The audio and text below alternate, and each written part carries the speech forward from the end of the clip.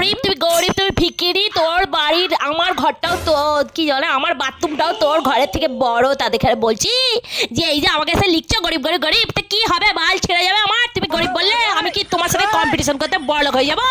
না বড়লোকে দেখাতে শুরু করে দেবো? যারা আমাকে ছোট থেকে চেনে তারা দেখছে, আমার তো পুটুনিবাজি নেই বুঝছো।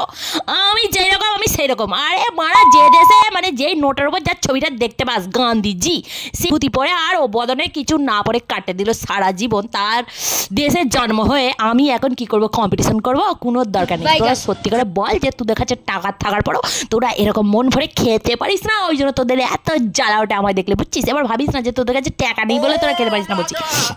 মানে তোদের পেটে এত বেশি হিংসে যে তোরা খেয়ে হজম করতে পারিস না, তোদের হাগা হয় শুধু ভরভর করে বুঝছিস। সেই জন্য তোরা আমাকে থেকে জ্বলে মরিস না, মরছিস মজ, কোনো অসুবিধা নেই। আমি কিন্তু আজকে দেখ কি সুন্দর মালাই কোরমা চিকেন দিয়ে আর খাচ্ছি, তোমার রুটি পরোটা খাচ্ছি, ভাত খাচ্ছি, কত কি খাচ্ছি বুঝছিস। আজকেও যদি আমাকে দেখে তোদের পেট কুড়কুড়ি নিয়ে ওঠে তাহলে একটু বাড়িতে রান্না করে খেয়েই নে। আর আমি এখন দেখ এই দেখ, এটা হচ্ছে তোমার চিকেন বুঝছো। আর এরকম করে মুখে ঢুকে আর করে মানে চিকেন তরম করে খায় না, মানে করে ছিঁড়ে ছিঁড়ে খাবে বুঝছো। আর এতে কি হবে? একটা হেভি ফিল আসবে তোমার।